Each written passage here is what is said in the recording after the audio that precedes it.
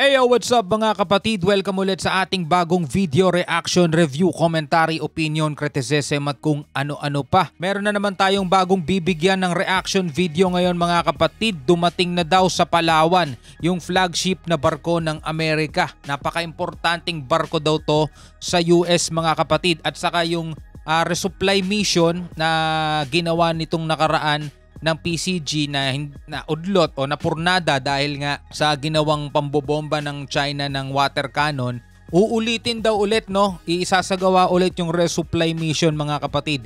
So hindi natin alam kung anong mangyayari na naman kasi whenever na merong mission na pagsusupply ng mga pangangailangan ng mga sundalong nandoon sa BRP Sierra Madre, laging nakabuntot itong barko ng China.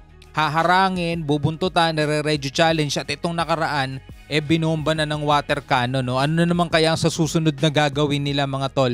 Well, yan ang ating aalamin mula rito sa channel ni John Reps mga kapatid. Inihikayat kita, baka di ka pa nakakapag-subscribe sa kanyang YouTube channel mga tol. Wag mong kakalimutan yan. Bisitahin mo na ang kanyang YouTube channel mga tol. At syempre 3,000 na lang mga kapatid at aabutin na natin ng 500,000. Kaya baka hindi ka pa nakasubscribe, naku po, maraming salamat nga pala sa mga kasama ko na rito since day one. Maraming salamat sa inyong lahat mga kapatid. Babuhay kayo. Dun sa mga hindi pa nakapag-subscribe mga tol, click nyo na yung subscribe button sa ibaba. At click nyo na rin yung notification bell. Alright, so wag na natin patagalin to. Total, wala na rin naman tayong hinihintay na. Panoorin na natin to.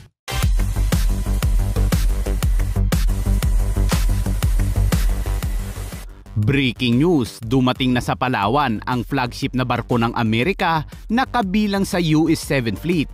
Bakit nga ba dumating ang isa sa importanteng barko na ito ng Amerika? Alamin ang buong detalye mamaya. At Philippine Coast Guard at Armed Forces of the Philippines muling magsasagawa ng resupply mission sa Ayungin Shoal sa West Philippine Sea. Kaya para malaman ang buong detalye ay tumutok at makinig na mabuti dahil mabilis lang ito. Sana pag magre-resupply mission, wag nang gamitin yung mga maliliit na bangka, no? Kasi talagang umuurong pag yun ang binobomba ng water cannon, eh. Dapat yung gagamitin yung may water cannon din, no? Sinisikap ng Armed Forces of the Philippines na ipagpatuloy ang kanilang rotation and reprovision mission sa Ayungin Shoal sa West Philippine Sea. Sinabi ni Colonel Midel Aguilar, tagapagsalita ng Armed Forces of the Philippines sa isang panayam sa radyo na DCWB noong Martes na kinakailangan nilang suplayan muli ang mga tauhan sa Ayungin Shoal sa loob ng susunod na 2 linggo dahil isa lamang sa 2 supply boat nito ang matagumpay na naihatid ang mga supply sa tropa sa BRP Sierra Madre, ang outpost ng Armed Forces of the Philippines sa Ayungin Shoal. Ngunit pinag-aaralan nila ito ngayon kung paano gagawin dahil sa nangyaring pagbomba ng water cannon ng China Coast Guard sa supply boat nito noong weekend. Tingnan nyo naman to. Ito sana bigyan din to ng budget ng ng gobyerno natin. Tingnan mo naman itsura nitong BRP Sierra Madre mga tol. Mga nakakatakot na maglakad sa ibabaw nito Oh? Yung tipong pag naglakad ka sa ibabaw nito, parang babagsak ka na, lulubog ka na lang dahil sa tindi ng kalawang, eh. Kaya medyo mahihirapan din talaga tong hilahin pa, no? Dito na mismo kakatayin to kung talagang gustong alisin. Pero matagal na tong nandirito at hindi naman pinapakilaman din ng China, no? So okay na yun. Yun nga lang, pinipigilan talaga nila yung mga resupply mission ng mga taong nandirito. Ngunit pinag-aaralan nila ito ngayon kung paano gagawin dahil sa nangyaring pagbomba ng water cannon ng China Coast Guard sa supply boat nito noong weekend. Dagdag niya, layunin nila at palaging tiyakin na ang mga tropa doon ay may mga pagkain, inumin at iba pang mga supply na kinakailangan upang gawin ang kanilang pagbabantay doon. Anya, bawat misyon na ginagawa nila ay nandyan lagi ang pagpaplano. At dahil sa nangyaring iyon, ay titingnan nila kung paano maisasagawa ng matagumpay at ligtas ang misyon. Ano kaya ang gagawin na hakbang o estratehiya ng ating Philippine Coast Guard upang maihatid muli ang mga karagdagang supply? Abangan natin yan mga kabayan. Wala, basta punta lang doon, no? Bakit ba? Karagatan natin to, teritoryo natin to, dapat yun ang pinapanindigan talaga natin, no? Wala nang estratehiya pa. Pag may mga harang, dapat pinapalagan din yan, no? Ano sa tingin ninyo mga tol? Dapat yung meron ding water cannon ng pupunta para pag winater cannon tayo, ganti lang na water cannon, 'di ba? Tapos pag pinag-usapan o sinong may mali, bakit?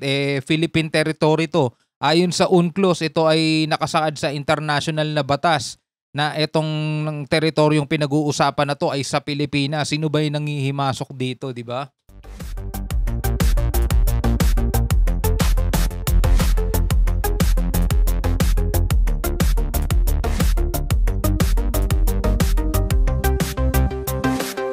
Samantala, dumating naman sa Palawan ang flagship na barko ng Amerika na USS Blue Ridge.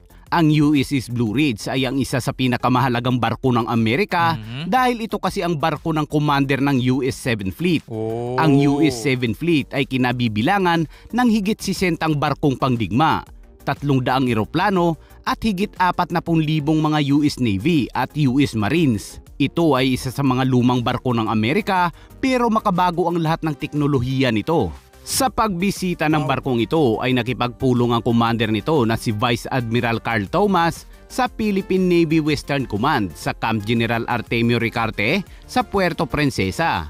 Sa kanyang pagbisita, tinalakay ng Westcom at US 7 Fleet Commander at partido ang mga paraan upang mapabuti ang bilateral at multilateral na pakikipagtulungan sa pagitan ng 7 Fleet ng US at Westcom ng Philippine Navy na muling pinagtitibay ang hindi natitinag na suporta ng Estados Unidos para sa Armed Forces of the Philippines.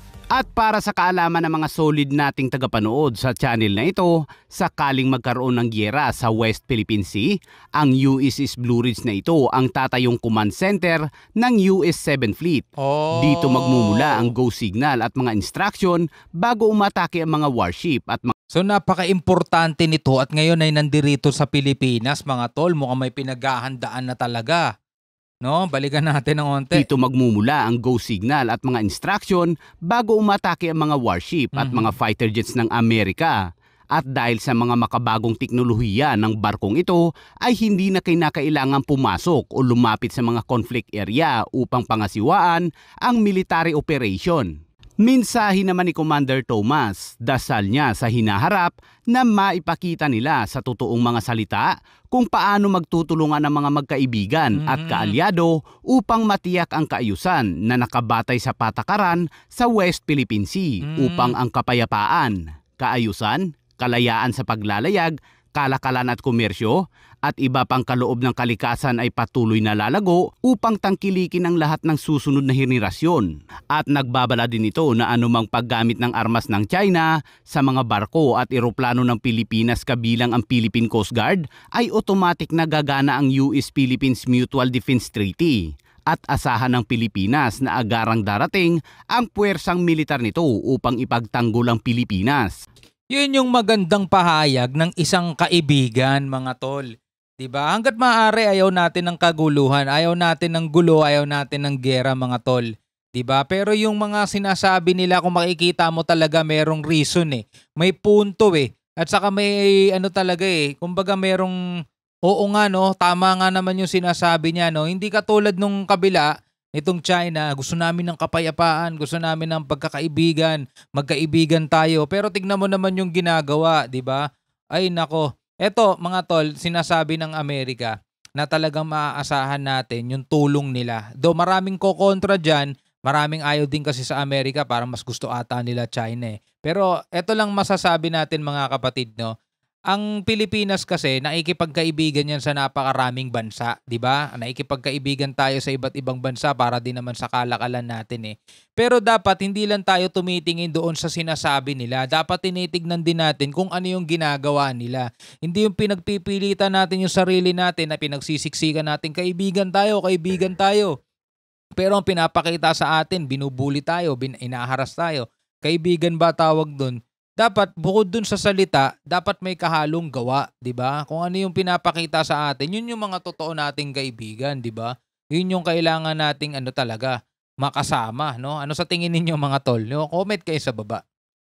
Naghihintay lamang ang Amerika na magpakawala ng bala ang China sa mga barko ng Pilipinas. At alam yan ng China, mga kabayan, na kung sino ang mauunang magpakawala ay siya ang may kasalanan. Oo. Kaya ang estilo nito ay dinadaan sa pambubuli. Imbis na mangbangga ay manghaharang. Imbis na bala ay tubig ang pinambobomba nito. At kung narating mo... Kasi nga yun yung treaty natin sa Amerika. Kapag tayo inatake ng puwersa, di ba? Kasama na sila doon. Parang sila na rin ang inatake noon at meron na silang gagawin para rumesback, para bumalik na. Wag naman sana mga tol, no? Kasi yun na, simula na talaga ng ano yun. Simula na talaga ng kaguluhan yun. Kaya ito, mautak din at tuso rin tong China, no? Ang ginagawa lang nila, radio challenge, bubuntutan. Ang mga haras nga talaga sila, mambubulas lang haharangan, di ba? Bobombay ng water cannon. Kung ganun-ganun lang bombahan ng water cannon at walang opisyal na kaguluhan din, di mambomba rin tayo ng water cannon, di ba? Mo ang bahagi ng videong ito mga kabayan ay baka pwede mong pindutin ang like at subscribe sa ibaba. Maging maalam at may pakialam sa mga ganitong nangyayari sa bansa. At dagdag na balita mga kabayan sa isang media interview kay PBBM. Ano po ang magiging tugon ng pamahalaan sa pinakahuling insidente kung saan ang isang Chinese Coast Guard vessel ay binomba po ng tubig at pinigilan ang resupply mission sa Ayungin Shoal? Well, the usual, ang ating Secretary Foreign Affairs ay pinuntahan si Ambassador Huang ngayong araw at nagdala ng isa pang note verbal kasama na ang mga picture, mga video kung ano mga pangyayari. At titignan natin kung ano yung kanilang magiging sagot. Ngunit sa atin ay actually today, pagkatapos ng change of command ng CGPA, ay magkakaroon kami ng command conference tungkol nga dito on how we will respond. But as you can imagine, ayokong pag-usapan ang operational aspects niyan. But tama rin naman. We continue to assert our sovereignty.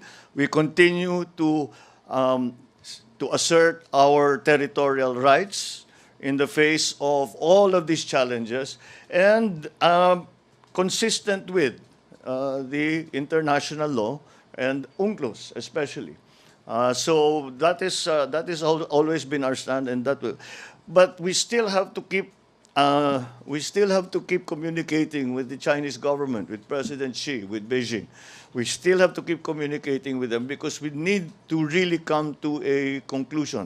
Ang nagiging, siyempre, position ng China, sinasabi nila, kaming may-ari nito Kaya pinagtatanggol namin. Tayo naman sinasabi, hindi. Kami ang may-ari nito. Kaya ipinagtatanggol namin. Kaya yun ang nagiging gray area ngayon na pinag-uusapan. Kaya kailangan natin, buti na lang, wala namang nasaktan, walang injury, ngunit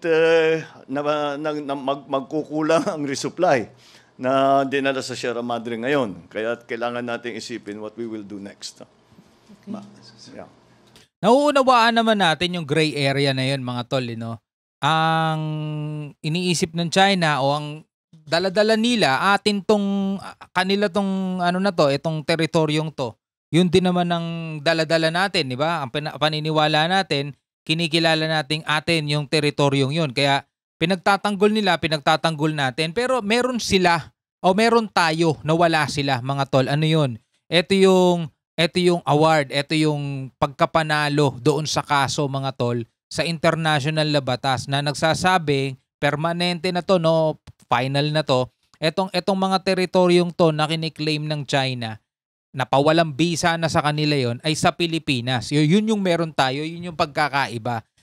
Ang meron naman sa kanila is yung katigasan ng muka na hindi kinikilala yung UNCLOS o hindi kinikilala yung hatol ng international na batas.